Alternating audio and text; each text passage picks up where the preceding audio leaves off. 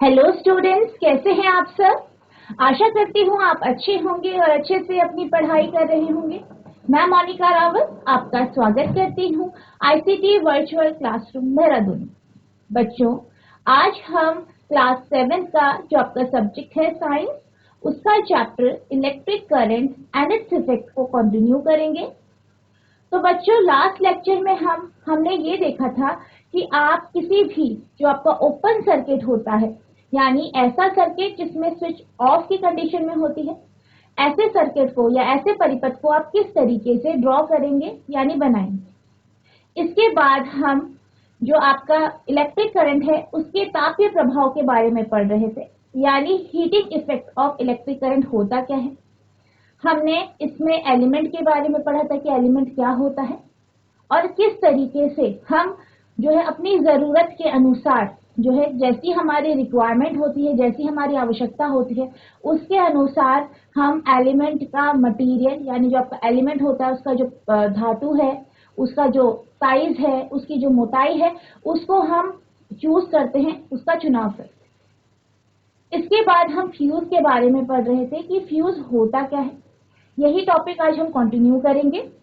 तो बेसिकली जब हम फ्यूज के बारे में बात कर रहे थे तो हमने क्या पढ़ा था कि फ्यूज एक ऐसा जो है कंपोनेंट है, एक ऐसा कंपोनेंट है आपके इलेक्ट्रिक सर्किट का या विद्युत परिपथ का, जिसमें जो है आपके पास मेटल की स्ट्रिप्स होती हैं और वो मेटल ऐसा होता है जिसका मेल्टिंग पॉइंट, जिसका जो मेल्टिंग पॉइंट होता है वो लो होता है, यानी उसका जो मेल्टिंग पॉइंट होता है वो कम होता है।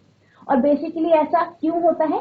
क्योंकि हम फ्यूज का जो यूज करते हैं, यानी जो फ्यूज का उपयोग है बेसिकली शॉर्ट सर्किट को रोकने में या शॉर्ट सर्किट का जो इफेक्ट है उसे रोकने में इसे किया जाता है।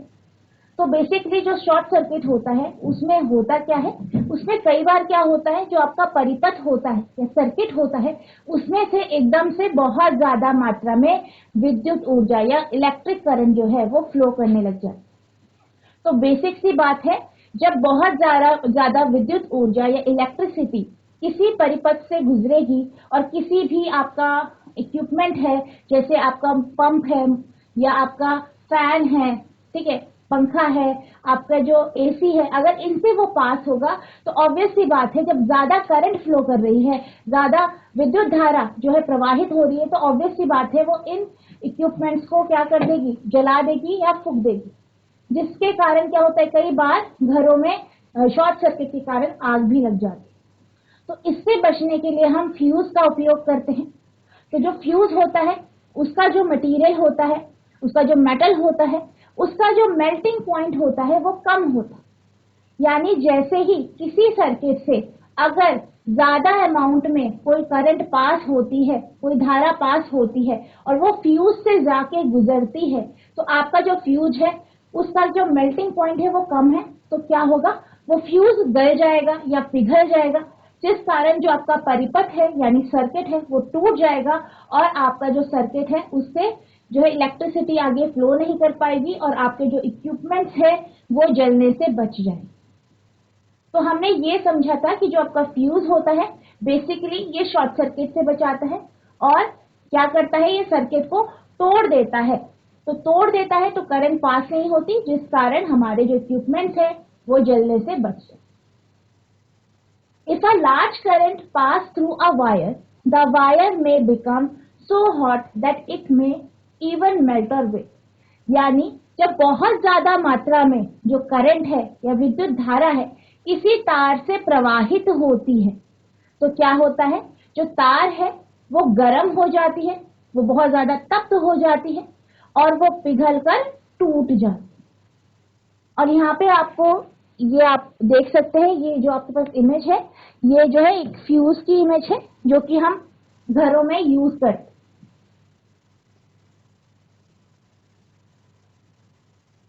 Wires made from some special metals melt quickly and break when large electric current are passed through them. These wires are used for making electric fuel. तो बेसिकली कुछ ऐसी तारें होती हैं, कुछ ऐसे तार होते हैं जिनमें कुछ इस तरीके का मेटल होता है, इस तरीके का मटेरियल, इस तरीके की उसकी धातु होती है कि जो एकदम से पिघल जाती है और सर्किट को तोड़ देती है। जैसे ही उससे करंट यानी बहुत ज्यादा करंट पास होता है, यानी जो कुछ तारे ऐसी होती है अगर उनसे बहुत ज्यादा करंट को पास किया जाए तो एकदम से वो क्या हो जाती है, पिघल जाती है और सर्किट को तोड़ देती है। और ऐसे जो मटेरियल होते हैं, ऐसे धातु की जो तारे होती है, उनका ही उपयोग हम इलेक्ट्रिक फ्यूज बनाने में करते हैं।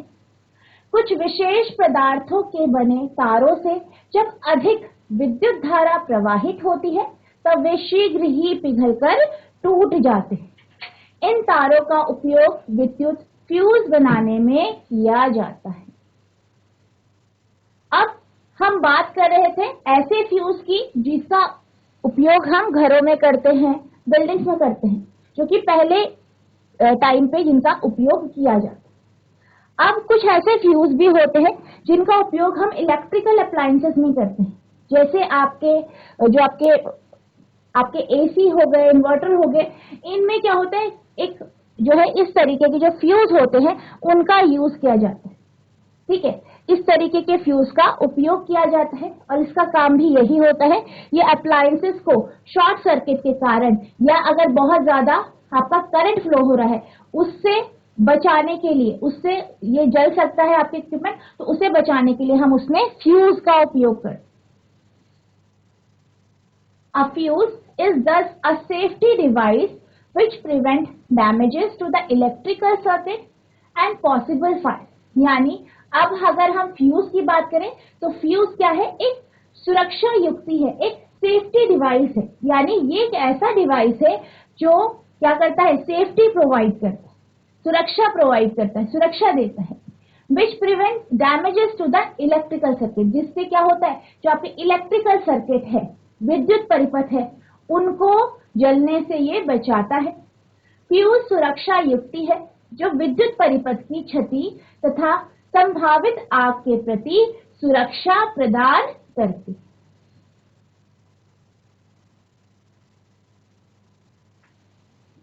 अब हम बात करते हैं कि एकदम से जो आपका एक्सेस करंट यानी बहुत ज्यादा मात्रा में, अत्यधिक मात्रा में जो धारा प्रवाहित होती है उसका रीजन क्या हो।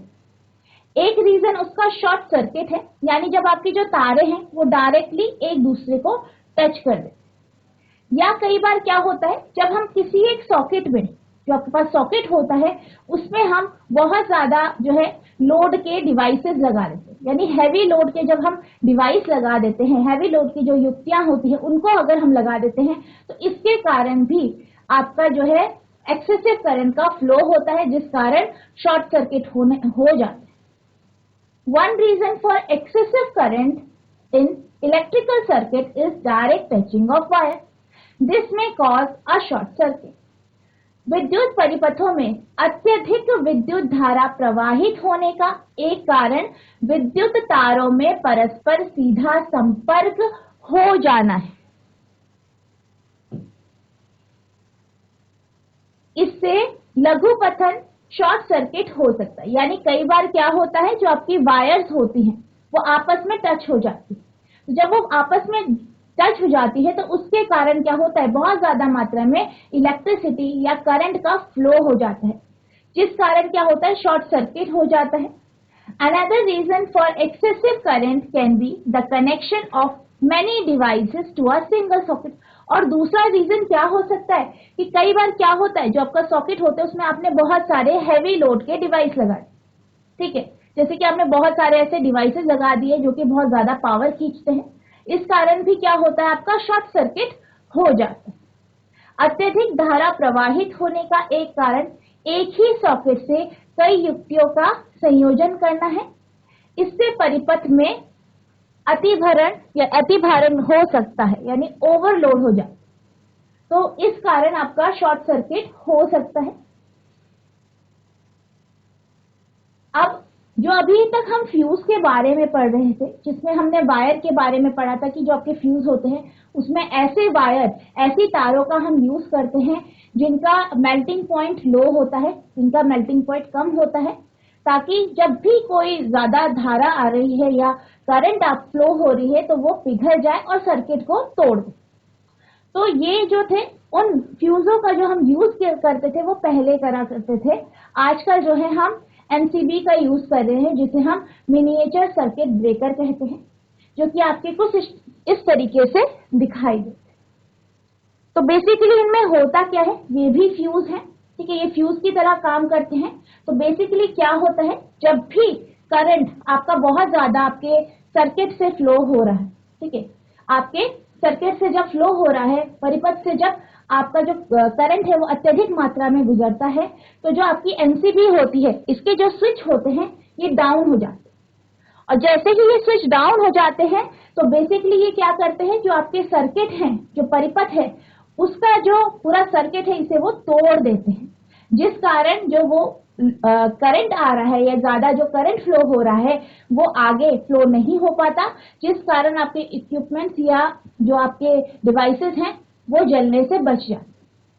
और फिर आपको क्या करना होता है, बाद में आपको फिर ये स्विच ऊपर करना होता है, जिससे आपका जो सर्किट है वो दोबारा आपस में कनेक्ट हो जाए। तो इस तरीके से आजकल जो है घरों में आपने देखा होगा एमसीबी का यूज किया जाता है। These days, miniature circuit breaker MCBs are increasingly being used in place of fuse.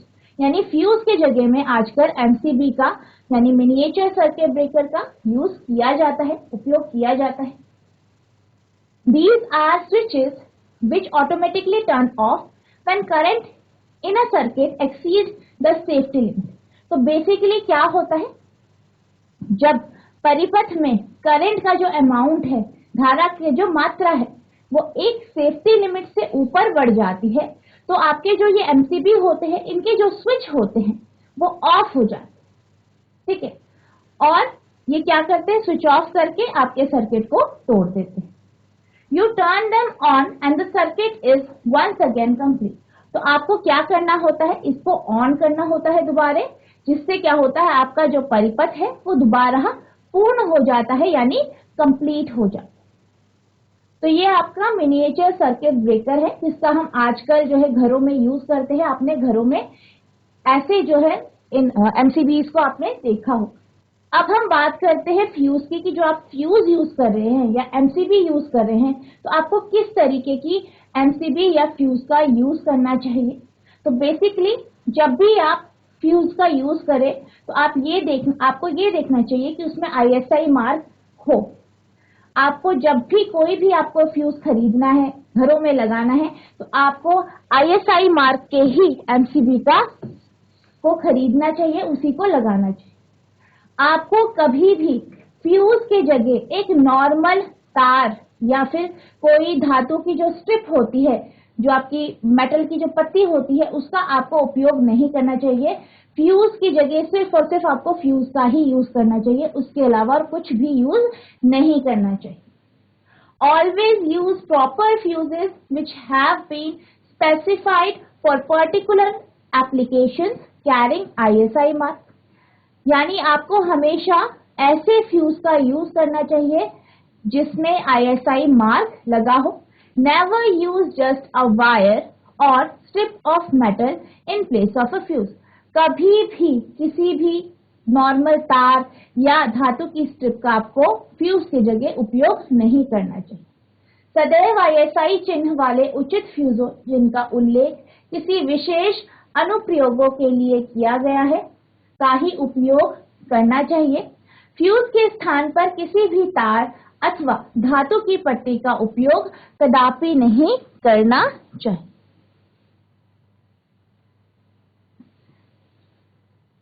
तो बच्चों, हमने अभी बात करी जो आपका विद्युत धारा है उसके तापीय प्रभाव की, यानी हीटिंग इफेक्ट ऑफ इलेक्ट्रिक। अब हम बात करते हैं आपके इलेक्ट्रिक करंट यानी जो आपकी विद्युत धारा है उसके अगले प्रभाव की, जिसे हम कहते हैं magnetic effect of electric current. तो बेसिकली ये होता क्या है, इसका मतलब ये है, जब भी आपका जो इलेक्ट्रिक करंट है, विद्युत धारा किसी भी वायर से, किसी भी तार से प्रवाहित होती है, तो वो मैग्नेटिक इफेक्ट यानी चुंबकीय प्रभाव उत्पन्न करती है। तो इस कॉन्सेप्ट को समझने के लिए हम एक एक्टिविटी करेंगे। तो आपको क्या लेना है, एक जो माचिस होती है, माचिस की डिब्बी होती है, उसको लेना है और उसके अंदर या उसके बीच में, यहाँ आप देख सकते हैं, यहाँ पे आपको एक मैग्नेटिक कंपास रखना है। क्या करना है, एक आपको माचिस का डब्बा लेना है, उस पे आपको एक जो है मैग्नेटिक कंपास इस तरीके से रख देना। अब आपको क्या करना है, एक कॉपर की वायर लेनी है, ठीक है, क्या लेनी है, कॉपर की वायर, यानी आपको कॉपर की वायर लेनी है और उसको इस तरीके से इस माचिस के डब्बे के चारों तरफ लपेट देना है। अब आपको क्या करना है, इस जो तार को आपने इस डब्बे पे लपेटा है, इसके जो लास्ट के जो सिरे हैं आपको दिखाई दे रहे होंगे, जो सिरे हैं इसको आपको खुला रखना है और इसको आपको तार जो होती है, आपकी वायर जो होती है, उनसे जोड़ना है। फिर आप क्या करेंगे, इन तारों को फिर आप एक बल्ब से जोड़ेंगे और इस बल्ब को आप एक स्विच से जोड़ेंगे और एक बैटरी से जोड़ेंगे और इसको फिर जो आपकी ये तार है जो आपने बॉक्स के चारों तरफ लपेटी है उससे जोड़ दें। आपको क्या करना है, आपको एक माचिस की डब्बी लेनी है, उसमें आपको एक मैग्नेटिक कंपास रखना है, उसके चारों तरफ आपको एक तार लपेट देनी है। इस तार का एक सिरा आपको तार से जोड़ते हुए आपको एक बल्ब से जोड़ना है, फिर ये बल्ब आपको एक स्विच से जोड़ना है, फिर ये स्विच आपको एक सेल से जोड़ना है और फिर इसे आपको जो आपने तार माचिस की डब्बी के ऊपर जो लिपेटी है उससे इसे जोड़ देना। अब आपको क्या करना है, आप देख सकते हैं इस तरीके से आपका जो सर्किट है वो बन जाएगा। अब आपको ऑब्जर्व करना है, पहले आपका जो स्विच है वो ऑफ की कंडीशन में है, यानी जो आपका परिपथ है वो कैसा है, ओपन सर्किट है, खुला हुआ परिपथ है, ठीक है, ओपन सर्किट है क्योंकि आपका स्विच ऑफ की पोजीशन में है। अब जब स्विच ऑफ की पोजीशन में है, आप जानते हैं जब भी किसी सर्किट में स्विच ऑफ होता है तो उस परिपथ में विद्युत धारा प्रवाहित नहीं होती है, यानी जो आपकी करंट है वो उस सर्किट से फ्लो नहीं करती है। तो बेसिकली आप क्या ऑब्जर्व करेंगे, फिर ऑफ कंडीशन में आप इस मैग्नेट जो आपकी मैग्नेटिक कंपास है, इसकी जो निडल है, इसकी जो सुई है, उसे आप देखेंगे, उसे ऑब्जर्व करेंगे। आपको क्या करना है, पहली कंडीशन आपको ऑफ पोजीशन में स्विच रखना है और आपको जो मैग्नेटिक कंपास है उसकी जो सुई है, उसकी जो निडल है, उसे देखनी है, उसको ऑब्जर्व करें। तो आप क्या देखेंगे, आप ये देखेंगे कि जब आपका जो सर्किट है वो ऑफ की कंडीशन में है, यानी आपका जो सर्किट है, परिपथ है, वो खुला है, ओपन सर्किट है, तो आप क्या देखेंगे कि आपका जो ये मैग्नेटिक कंपास है, इसमें जो निडल है, जो सुई है, उसमें आपको किसी भी तरीके का डिफ्लेक्शन नहीं दिखाई देगा। क्या नहीं दिखेगा, डिफ्लेक्शन नहीं दिखाई। अब आप क्या करेंगे, अब आप क्या करेंगे, इस जो आपका ये स्विच है इसे ऑन की कंडीशन में रखना है, इस तरीके से। अब आपने स्विच को क्या कर देना है, ऑन कर देना है। अब आपका स्विच ऑन की कंडीशन में है, यानी आपका जो परिपथ है वो पूर्ण परिपथ है। कैसा परिपथ है, पूर्ण, यानी क्लोज सर्किट है। अब आप ये जानते हैं कि जब सर्किट क्लोज्ड होता है तो क्या होता है, सर्किट से या परिपथ से धारा प्रवाहित होती है, करंट फ्लो करती है। तो अब क्या होगा, क्योंकि आपका जो सर्किट है ये पूर्ण हो चुका है, कंप्लीट हो चुका है, तो अब इससे क्या होगा, करंट फ्लो करेगी। क्या फ्लो करेगी, करंट आपकी फ्लो करेगी। तो ये आपको कैसे पता चलेगा, आप क्या करेंगे, अब आप जो आपका ये मैग्नेटिक कंपास है, इस डब्बे में जो रखा गया है मैग्नेटिक कंपास, उसको ऑब्जर्व करें। तो आप क्या देखेंगे कि जो इसकी निडल है, जो इसकी सुई है, उसमें आपको डिफ्लेक्शन दिखाई दे। जैसे हमने पहले जब स्टार्टिंग में इसे रखा डब्बे में, उसको हम ऑब्जर्व करेंगे और फिर आप इस कंडीशन को ऑब्जर्व करें। तो हम क्या देखेंगे कि आपका जो मैग्नेटिक कंपास है, उसकी जो निडल है, उसमें आपको डिफ्लेक्शन दिखाई दे। अब आप क्या करेंगे, आप अब स्विच ऑफ कर दें, ठीक है, अब आपका स्विच फिर से आपने ऑफ कर दिया और आप अब जब स्विच ऑफ कर देंगे यानी अब इस सर्किट में फिर से करंट फ्लो नहीं कर रहा है, धारा प्रवाहित नहीं हो रही है, तो आप फिर से इसे ऑब्जर्व करेंगे तो आप ये देखेंगे कि जो आपका मैग्नेटिक जो कंपास है, इसकी जो निडल है, इसकी जो सुई है, वो फिर से उसी पोजीशन में या उसी स्थिति में आ जाएगी जैसी स्थिति में वो पहले ऑफ की कंडीशन में। अब अगर हम बात करें मैग्नेटिक कंपास की, किसकी बात करें? मैग्नेटिक कंपास की।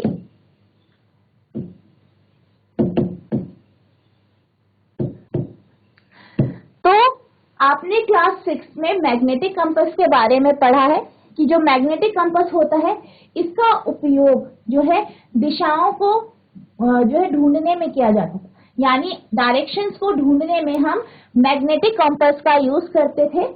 और आप ये जानते हैं कि जो आपका मैग्नेटिक कंपास होता है उसकी जो निडल होती है, उसकी जो सुई होती है, वो मैग्नेट की तरह काम करती है।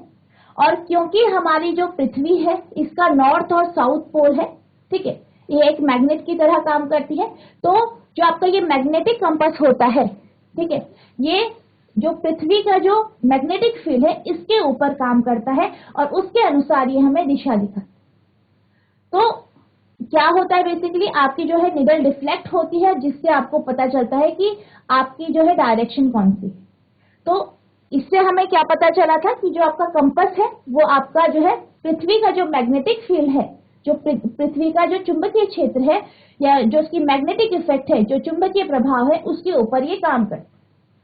अब जब हमने ये एक्टिविटी करी तो आपका जो ये कंपास है, मैग्नेटिक कंपास, इसकी जो निडल है, जब आपके सर्किट से धारा प्रवाहित हुई उसी टाइम आपकी जो मैग्नेटिक कंपास है उसकी निडल जो है, उसकी जो सुई है, वो डिफ्लेक्ट हुई। यानी बेसिकली क्योंकि जो आपका मैग्नेटिक कंपास है ये मैग्नेटिक इफेक्ट में ही काम करता है, इस कारण हम ये कह सकते हैं कि जब भी आपका जो परिपथ है या सर्किट है, या अगर हम इस सर्किट की बात करें, इससे जब हम करंट को फ्लो करा रहे हैं तो उसी टाइम, उसी समय आपको डिफ्लेक्शन दिखाई दे रहा है। यानी जो आपका ये कॉइल है या आपकी जो ये वायर की जो कॉइल है, ये किसकी तरह काम कर रही है? मैग्नेट की तरह काम कर रही है। मैग्नेटिक इफेक्ट या चुंबकीय प्रभाव ये उत्पन्न कर रही है।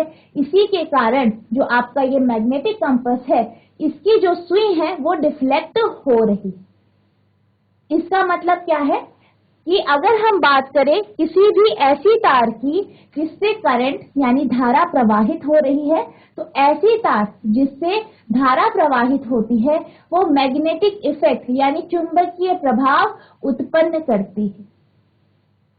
आई होप आपको ये जो एक्सपेरिमेंट है, ये जो एक्टिविटी है, वो आपको समझ में आ गई होगी। तो इसमें हमने क्या देखा ये अब देख लेते हैं हम।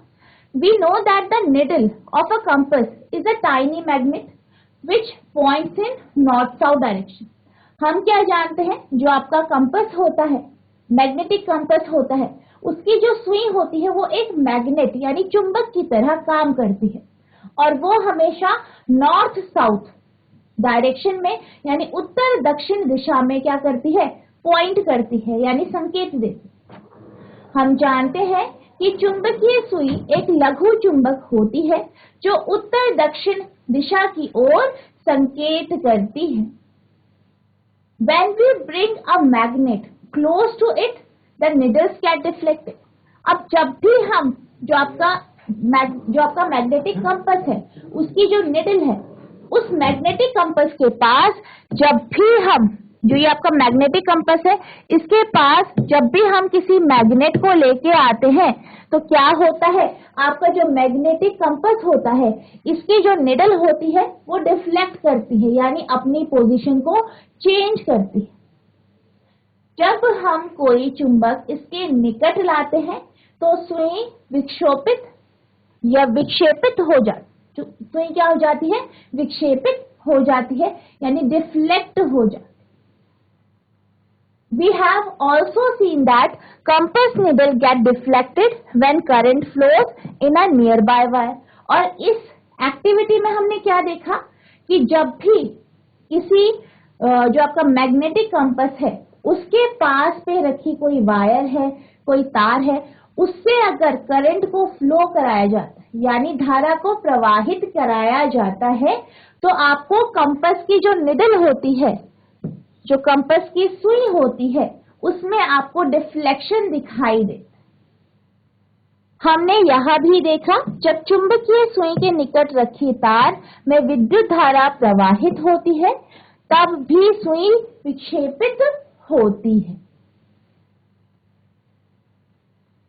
तो बेसिकली इस एक्टिविटी से हमें क्या पता चला कि जो आपकी करंट कैरिंग वायर है, यानी वो तार जिससे धारा प्रवाहित हो रही है, वो एक मैग्नेट की तरह एक्ट करती है, यानी एक चुंबक की तरह वो क्या करती है, बिहेव करती है, उसकी तरह वो व्यवहार करती है। अब हम बात करते हैं जो आपके करंट कैरिंग जो कॉइल है, उससे जब करंट को पास करते हैं तो क्या होता है, उसके पास रखे हुए जो कंपास होता है, जो कंपास है मैग्नेटिक कंपास है, उसकी जो निडल होती है, उसकी जो सुई होती है, वो क्या होती है, डिफ्लेक्ट होती है।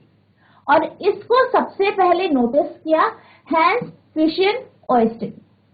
ये पहले ऐसे व्यक्ति थे जिन्होंने ये ऑब्जर्व किया था कि जब भी किसी तार से करंट को यानी धारा को प्रवाहित किया जाता है, तो उसके पास रखी हुई जो कंपास है, मैग्नेटिक कंपास है, उसकी जो सुई है वो क्या करती है, डिफ्लेक्ट करती है। Hans Christian Oersted was the first person who noticed the deflection of compass needle every time the current was passed through the wire. Hans Christian Oersted नामक वैज्ञानिक ऐसे पहले व्यक्ति थे जिन्होंने यह देखा कि जब भी किसी तार से विद्युत धारा प्रवाहित होती है, तो उसके पास रखे चुंबकीय सुई में विक्षेप होता है। तो बेसिकली इससे हमें क्या पता चला, जब भी हम कोई भी वायर है, कोई भी तार है जिससे हम करंट को फ्लो करा रहे हैं, विद्युत धारा जिससे प्रवाहित हो रही है, तो वो किसकी तरह बिहेव करती है, मैग्नेट की तरह। और इसको ऑब्जर्व करके हम ये कह सकते हैं कि जो आपका विद्युत धारा है, जब भी वो प्रवाहित होती है तो वो चुंबकीय प्रभाव उत्पन्न करती, यानी करंट जो है, जो धारा है, वो चुंबकीय प्रभाव भी उत्पन्न करती। When electric current passes through a wire, it behaves like a magnet. This is the magnetic effect of electric current. जब किसी तार से विद्युत धारा प्रवाहित होती है, तो वह चुंबक की भांति व्यवहार करता है। इसे विद्युत धारा का चुंबकीय प्रभाव कहते हैं। तो अभी हमने बात की, जब भी आपका कोई भी कॉइल है या कोई भी तार है, ठीक है, कोई भी तार है, उससे जब आप करंट को फ्लो कराते हैं, कोई भी तार है, इससे आपका करंट फ्लो हो रहा है, तो ये क्या करता है, अपने चारों तरफ मैग्नेटिक फील्ड जो है वो उत्पन्न कर देता है, यानी इसके चारों तरफ मैग्नेटिक इफेक्ट उत्पन्न हो जाए। अब हम बात करते हैं ऐसे तार की, ठीक है, जो घुमावदार होती है।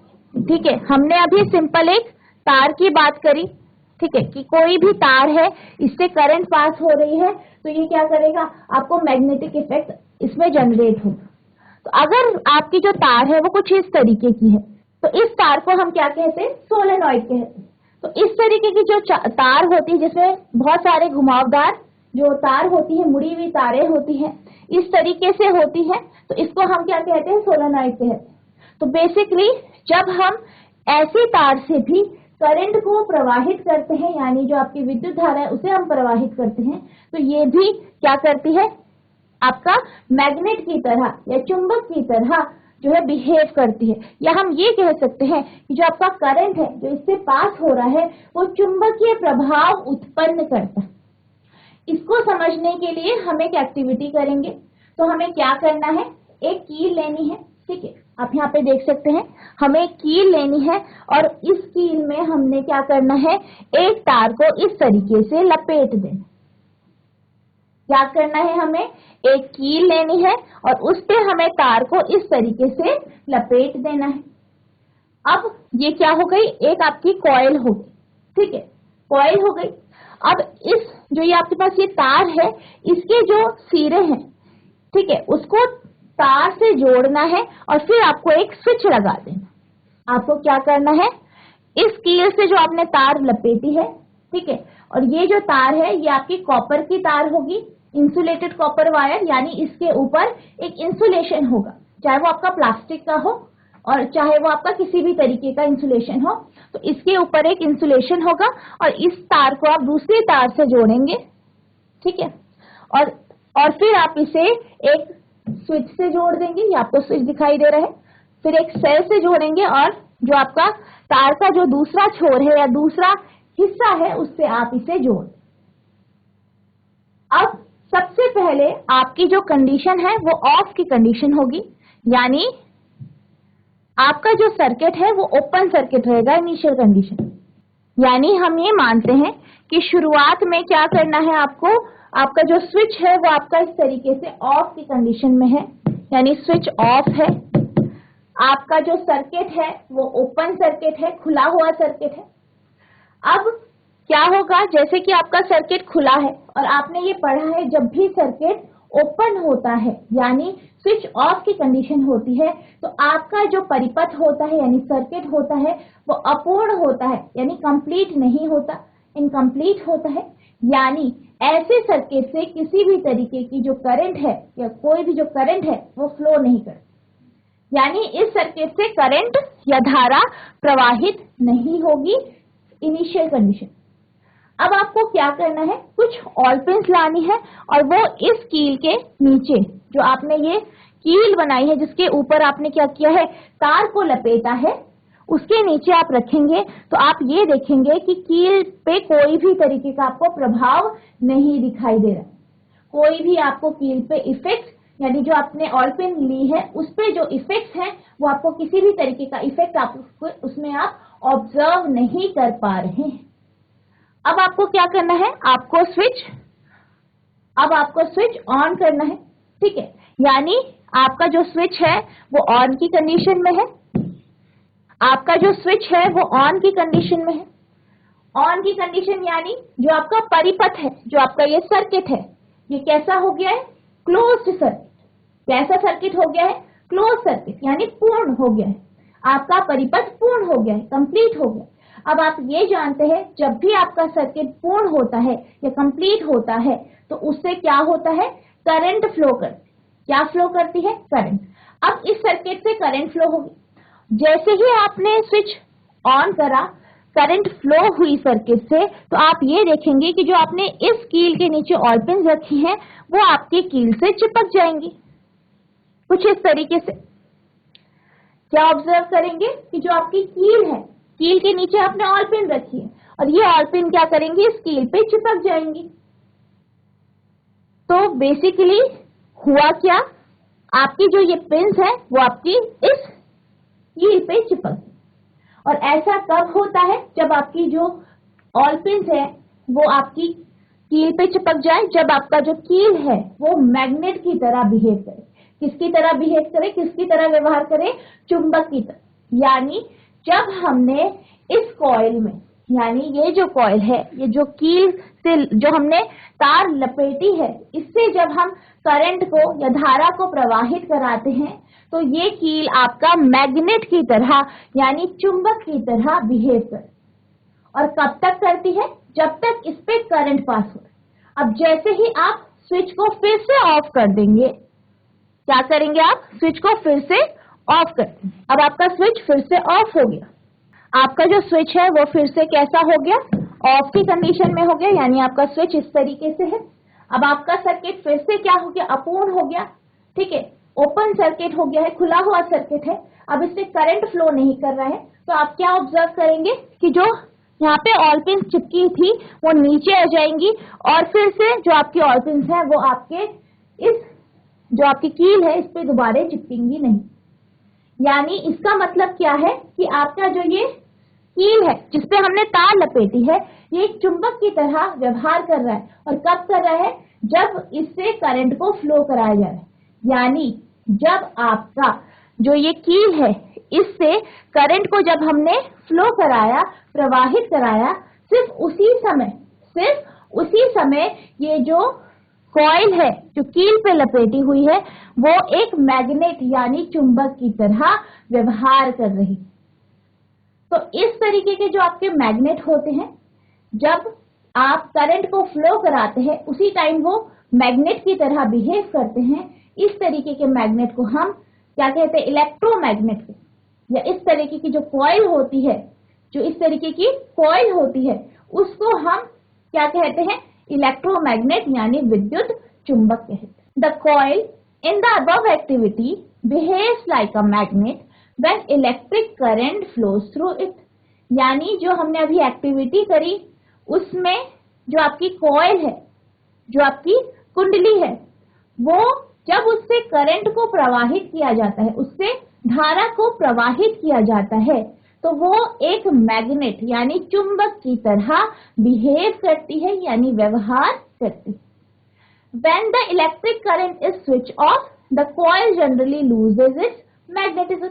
और जैसे ही हम जो है स्विच को ऑफ करते हैं, क्या करते हैं, स्विच को ऑफ करते हैं, तो आपकी जो कॉइल है, जो आपकी कुंडली है, वो जो चुंबकीय जो से चुंबक जो मैग्नेटिज्म उत्पन्न हो रहा था, मैग्नेटिक फील्ड, चुंबकीय क्षेत्र उत्पन्न कर रहा था, वो खत्म हो जाती है। वो क्या हो जाती है, लूज कर देता है। और आपका जो है, जो आपका कॉइल है, वो मैग्नेट की तरह बिहेव नहीं करता उस समय जब उससे करंट को पास नहीं कराया जाता है। सच कॉइल आर कॉल्ड इलेक्ट्रोमैग्नेट। और ऐसी जो कॉइल्स होती हैं, ऐसी जो कुंडली होती हैं, उसको हम विद्युत चुंबक कहते हैं। विद्युत धारा प्रवाहित करने पर कुंडली चुंबक की भांति व्यवहार करती है। जब विद्युत धारा का प्रवाह समाप्त हो जाता है तो कुंडली का चुंबकत्व सामान्यतः नष्ट हो जाता है। इस प्रकार की कुंडली को विद्युत चुंबक कहा जाता है या विद्युत चुंबक कहते हैं। The electromagnets can be made very strong and can lift very heavy load। हम क्या कर सकते हैं, जो आपके विद्युत चुंबक है, इनको हम और ज्यादा स्ट्रॉन्ग बना सकते हैं और इससे हम भारी भारी जो आपके लोड है, बोझे हैं, उनको हम उठा सकते हैं। और बेसिकली हम ऐसा कैसे कर सकते हैं, अगर हम जो आपकी कॉइल है यानी जो कुंडली है, इसके जो टर्न्स है, यानी जो हमने ये लपेटा है, इसके टर्न्स को हम और ज्यादा बढ़ा दें। इससे हम जो है इलेक्ट्रोमैग्नेट का जो मैग्नेटिज्म है, जो उसका चुंबकत्व है या कि मैग्नेटिक फील्ड को इंक्रीज कर सकते हैं। इसके अंदर हम कोर, जैसे कि हमने यहाँ पे लगाया है, हमने जो कील है वो एक लोहे की बनी है और इसको हमने एक कोर की तरह जो है यूज किया है। यहाँ पे जो हमारा ये कील है जो कि लोहे की बनी है, ये कोर की तरह बिहेव कर रही। तो हम सॉफ्ट आयरन कोर का यूज करके भी जो आपका विद्युत चुंबक होता है, इलेक्ट्रिक या इलेक्ट्रोमैग्नेट होता है, उसका जो चुंबकत्व होता है या मैग्नेटिज्म होता है, उसको हम बढ़ा सकते हैं। अब अगर हम बात करें इलेक्ट्रोमैग्नेट के एप्लीकेशन की, तो इलेक्ट्रोमैग्नेट का यूज हम भारी भारी जो आपके लोहे के टुकड़े होते हैं, जैसे कि आपकी गाड़ी है, कार है, उसके जो लोहे के टुकड़े हैं, या फिर जो कूड़ा है, कूड़े के ढेर से अगर हमें लोहे के टुकड़ों को निकालना है तो हम क्या करते हैं, इलेक्ट्रोमैग्नेट का यूज करते हैं। तो यहाँ पे आपको दिखाई दे रहा है, ये क्रेन है जिससे आपका इलेक्ट्रोमैग्नेट लगा हुआ है और ये जो है भारी जैसे व्हीकल है, जैसे कि यहाँ पे कार आपको दिखाई दे रही है, इसको जो है उठाने में या लिफ्ट करने में ये मदद करता है। इसी तरीके से जो आपके खिलौने होते हैं उनमें भी इलेक्ट्रोमैग्नेट होता है, ठीक है, उसमें भी आपके इलेक्ट्रोमैग्नेट होते हैं। और अगर हम बात करें इलेक्ट्रोमैग्नेट का एक जो सिंपल एप्लीकेशन जो हम डेली लाइफ में देखते हैं, तो वो आपका क्या है, इलेक्ट्रिक बेल यानी विद्युत घंटी। तो जो आपका इलेक्ट्रोमैग्नेट है, इसका एक जो सिंपल एप्लीकेशन है। तो इसी तरीके से अगर हम इलेक्ट्रोमैग्नेट का एक जो डेली लाइफ में एक एप्लीकेशन देखें, तो आपकी जो है इलेक्ट्रिक बेल यानी विद्युत घंटी जो है वो इलेक्ट्रोमैग्नेट का एक एप्लीकेशन है। तो बच्चों, आज हमने फ्यूज के बारे में पढ़ा, फ्यूज होता क्या है, एमसीबी के बारे में जाना कि एमसीबी होती क्या है, किस तरीके से जो आपकी एमसीबीज होती हैं वो काम करती है।